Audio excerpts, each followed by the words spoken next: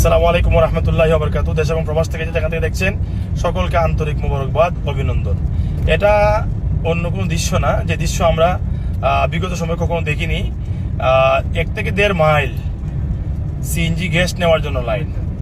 তো গ্যাসের লাইন এত দীর্ঘ, মানুষ উষ্টাগত, মানুষ চাচ্ছে তাদের নাগরিক অধিকার, মানুষ নাগরিক অধিকার চাচ্ছে, গ্যাস চাচ্ছে, বিদ্যুৎ চাচ্ছে।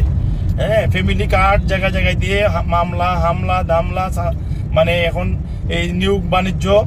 আমি প্রধানমন্ত্রীকে অনুরোধ করব, আপনার এই ফ্যামিলি কার্ডের এই সিস্টেম বাদ দিয়া মানুষের গ্যাস এবং বিদ্যুতের চিন্তা করেন। হ্যাঁ, মানুষ আর বেশি দিন বাকি নয়, বলবে যে ফ্যামিলি কার্ড ফেরত নেন, গ্যাস বিদ্যুৎ আবার দেন।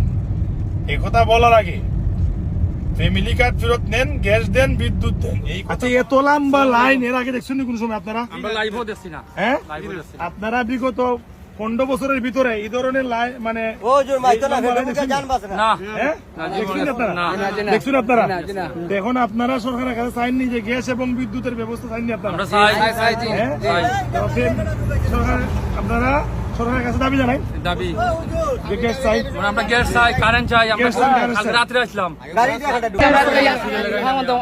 গ্যাস ঠিকমতো চাই, কারেন্ট চাই, আমরা মালিক কিতার মধ্যে আমরা খাইতার মধ্যে কি।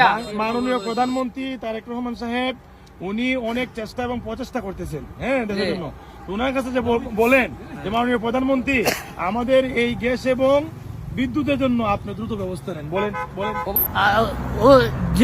যেহেতুটুক সম্ভব আপনারা বিদ্যুৎ আর গ্যাস আমরা দেন, জনগণের একটু ফায়দা হইব। আগে কালকে রাতে আমরা খাইছি না। মানুষের একটি চাপা খুব আমরা ইতিমধ্যে লক্ষ্য করতে পারছি দেশে। কেন গ্যাসের সংকট হচ্ছে, কেন বিদ্যুতের সংকট হচ্ছে, এগুলার সূক্ষ্ম তদন্ত, তীক্ষ্ণ থেকে তীক্ষ্ণতর তদন্ত হওয়া প্রয়োজন। কোন জায়গাগুলোতে এই সমস্যাগুলো হচ্ছে এগুলা তদন্ত করে বের করা খুবই প্রয়োজন। না হয় একটি কল্যাণ রাষ্ট্র এভাবে চলতে পারে না। এটা কল্যাণ রাষ্ট্র চলার জন্য যা প্রয়োজন, মানুষের মৌলিক অধিকার যদি প্রতিষ্ঠা না করা যায়, তাহলে কস্মিন কালেও রাষ্ট্র কল্যাণ রাষ্ট্রতে রূপান্তর হতে পারে না। আপনারা দেখছেন আমি কত দূর থেকে আমি এই ভিডিওটি ধারণ করছি। আমি গাড়িতে বসে আছি, গাড়িতে বসে আমি ভিডিওটা ধারণ করছি। দেখেন আপনারা কত মিনিট সময়, আমি মাত্র অল্প কিছু সময় দাঁড়িয়েছিলাম। এই হচ্ছে চিত্র, এই সামনে পাম্প এবং দুই দিকের লাইন।